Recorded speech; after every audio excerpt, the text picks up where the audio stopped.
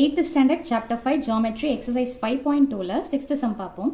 என்ன கொடுத்திருக்காங்கன்னு பார்த்தீங்கன்னா find the distance between the helicopter and the ship. அதாவது ஹெலிகாப்டருக்கும் ஷிப்புக்கும் இடைப்பட்ட டிஸ்டன்ஸ் தொலைவு என்ன அப்படின்னு சொல்லிட்டு கேட்குறாங்க.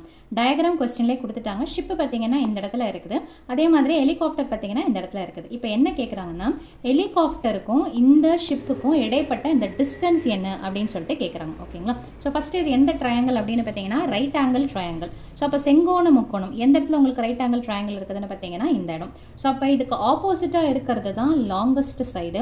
இதுக்கு பேர் என்னன்னு பார்த்தீங்கன்னா ஹைபாட்னஸ், தமிழில் பார்த்தீங்கன்னா கர்ணம் அப்படின்னு சொல்லிட்டு சொல்லுவோம். ஓகேங்களா? ஸோ இதுக்கு நம்ம ஃபார்முலாவை பித்தாகரஸ் தியரம் யூஸ் பண்ணி ப்ரொசீட் பண்ணோம்னா ஆன்சர் சிம்பிளாக முடிஞ்சிடும். ஸோ அப்போ சொல்யூஷன் என்ன அப்படின்னு பார்த்தீங்கன்னா, ஸோ ஃபஸ்ட்டு இதில் ஹைபாட்னஸ் சைடு தான் எப்போவுமே நம்ம கண்டுபிடிப்போம் பித்தாகரஸ் தியரமை பொறுத்த வரைக்கும். Hypotenuse side square is equal to sum of the squares of the other two sides. அதாவது லாங்கஸ்ட் சைடு தான் ஹைபாட்னஸ் சைடு கர்ணம். ஸோ அதை ஸ்கொயர் பண்ணணும். அப்போ அதுக்கு என்ன பேர் இருக்குது? ஏஎஸ். ஸோ அப்போ எப்படி எடுத்து எழுதலான்னு பார்த்தீங்கன்னா இந்த இடத்துல அக்கார்டிங் டு பித்தாகரஸ் தியரம் அப்படின்னு சொல்லிட்டு ஒரு லைனை போட்டுக்கலாம் நீங்கள். So A S square is equal to ஹைபாட்னஸை ஸ்கொயர் பண்ணணும். அது எதுக்கு சமமாக இருக்கும்னு பார்த்தீங்கன்னா ப்ளஸ் போட்டுக்கோங்க. மீதி ரெண்டு பக்கம், அந்த ரெண்டு பக்கம் என்ன இருக்குது? ஒன்று ஏபி, அப்போ ஏபி ஸ்கொயர்னு போட்டுக்கோங்க. அடுத்தது பார்த்தீங்கன்னா பிஎஸ் ஸ்கொயர். ஓகேங்களா? ஸோ இப்போது ஏஎஸ்ஸை தான் நம்ம கண்டுபிடிக்க போகிறோம். ஏபியோடைய மதிப்பு என்ன இருக்குதுன்னு பார்த்தீங்கன்னா 80. ஸோ அப்போ அப்படியே சப்ஸ்டியூஷன் பண்ணுங்கள்.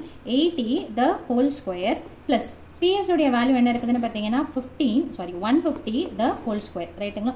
ஸோ அப்போ 80 ஸ்கொயர் அப்படின்னா 8 ஸ்கொயர் பண்ணிங்கன்னா 64, 0 ஸ்கொயர் பண்ணுறதுன்னா என்ன அர்த்தம்னா 80 × 80. அப்போது மல்டிப்ளை பண்ணும்போது 2 0 பின்னாடி ஆட் பண்ணால் போதும். ஓகேங்களா?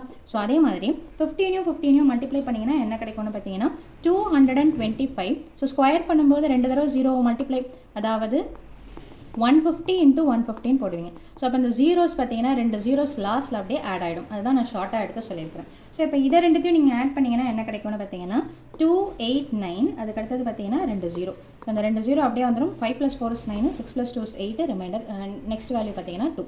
ஸோ இது எதோடைய வேல்யூன்னு பார்த்தீங்கன்னா ஏஎஸ் ஸ்கொயருடைய வேல்யூ. ஆனால் நமக்கு ஏஎஸ் ஸ்கொயர் வேண்டாம், ஏஎஸ் வேணும். அப்போ என்ன பண்ணணும்? ரெண்டு பக்கமும் ரூட் எடுக்கணும். ஸோ அப்போ ரூட் எடுக்கிறோம் அப்படின்னா என்ன வரும்? ஏஎஸ் ஸ்கொயருக்கு ரூட் எடுக்கிறோம். அதே மாதிரி 289க்கு 00, 289 00க்கும் ரூட் எடுக்கிறோம். ஸ்கொயரும் ரூட்டும் கேன்சல் ஆச்சுன்னா என்ன வரும்னு பார்த்தீங்கன்னா ஏஎஸ் இஸ் ஈக்குவல் டு 289 வேறு எந்த டேபிளையும் போகாது, ஒரே ஒரு டேபிளில் மட்டும்தான் போகும். அது என்னென்னு பார்த்தீங்கன்னா 17 டேபிள். ஸோ அப்போ 289க்கு ரூட் எடுத்தால் 17.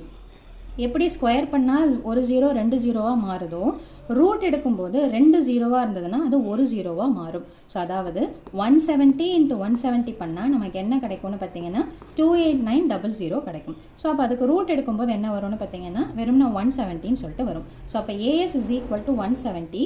யூனிட் எதில் இருக்குதுன்னு பார்த்தீங்கன்னா மீட்டரில் இருக்குது. ஸோ அப்போ அதை மீட்டர்னு கொடுத்துக்கோங்க. ஸோ லாஸ்ட்டில் லைன் எடுத்து எழுதும்போது distance between helicopter and ship is equal to 170 metre. அதாவது இந்த டிஸ்டன்ஸ் இருக்குது பார்த்தீங்களா, இதோடைய அளவு தான் என்னென்ன கண்டுபிடிச்சிருக்கிறோன்னு பார்த்தீங்கன்னா 170 மீட்டர். ஸோ அவ்வளோதான் இந்த சம்மோட சொல்யூஷன். தேங்க்யூ.